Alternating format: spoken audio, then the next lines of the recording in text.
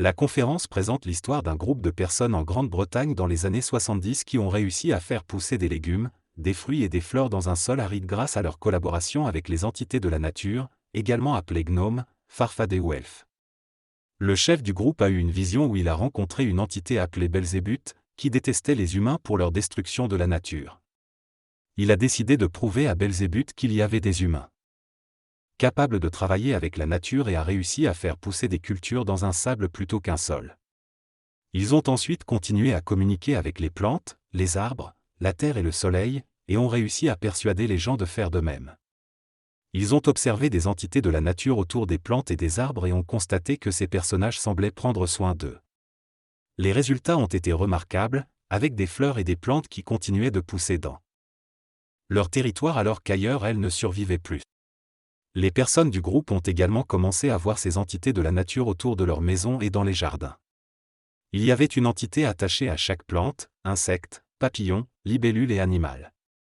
Ces entités étaient souvent représentées par des petites créatures humanoïdes comme les gnomes, les farfadets ou les lutins, bien qu'il y ait également des entités telles que les fées. Les adeptes de Fénon, un groupe d'investigateurs de la nature, ont rapporté avoir vu et dialogué avec ces entités. Certains ont même réussi à prendre des marches avec elles. Le travail avec ces entités a permis aux adeptes d'avoir des jardins plus prospères et des plantes plus belles. Beelzebub, quant à lui, est une entité qui représente les forces de la terre. Il est souvent associé à un dragon dans l'histoire arthurienne, mais il y a également eu des mélanges et des traces de sa présence dans d'autres mythologies. Il y a eu une jonction avec notre propre histoire. Beelzebub a été rencontré par le chef de Fénon et a changé sa vision sur les humains et leurs relations avec la nature. Cependant, Beelzebub est une entité difficile à voir en raison de son apparence peu attrayante.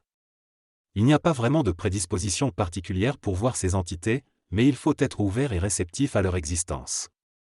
Certaines personnes ont naturellement la capacité de voir des entités ou de communiquer avec elles, tout comme certaines personnes peuvent voir ou entendre des fantômes.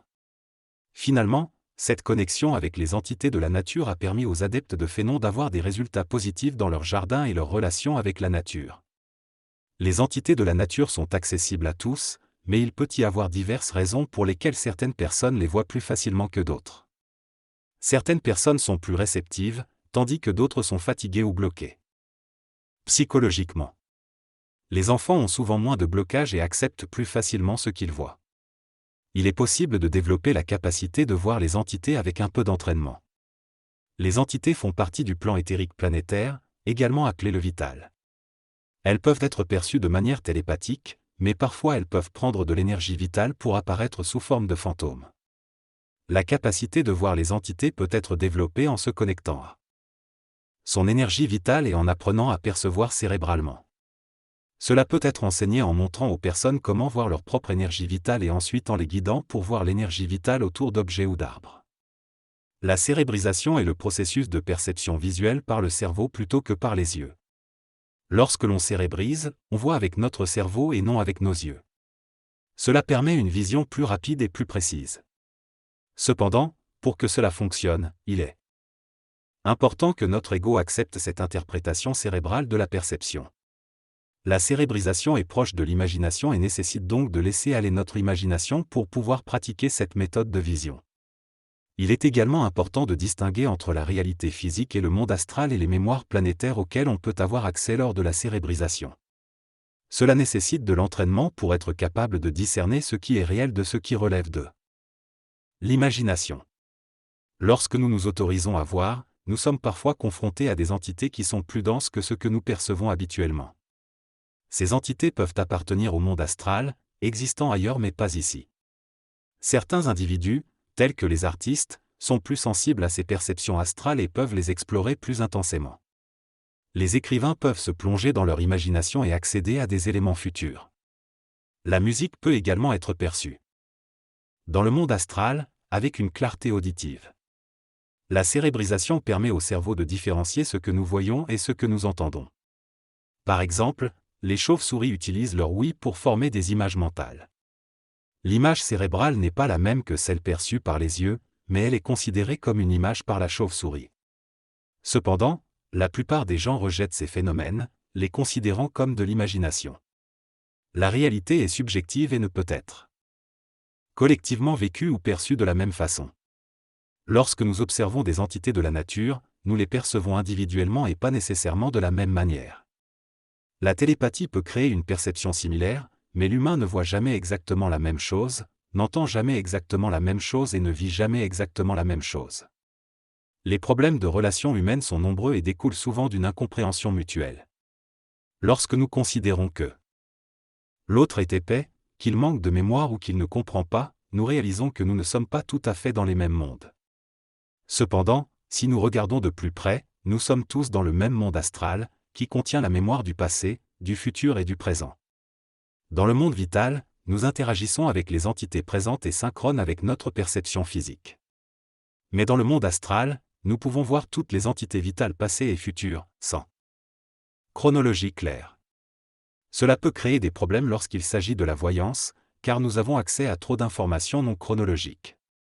De plus, il est souvent difficile de déterminer si ces informations concernent notre destinée ou notre monde. Par exemple, l'Apocalypse mentionné dans la Bible peut se référer à plusieurs événements passés ou futurs similaires, sans indication précise de date ou de lignée chronotopique. Les entités de la nature sont également présentes à chaque corps biologique, mais peuvent parfois créer des illusions d'optique, comme la perception d'une taille différente. La problématique de l'ego est qu'il limite notre acceptation de ce qui existe au-delà de nos sens physiques, tels que la pensée, l'amour, l'imagination, etc. Il est essentiel de s'ouvrir à d'autres réalités pour nourrir notre intelligence, qui se nourrit des questions plutôt que des réponses. L'ego recherche la sécurité, tandis que l'intelligence permet d'explorer et de se connecter à de nouvelles sphères de connaissances.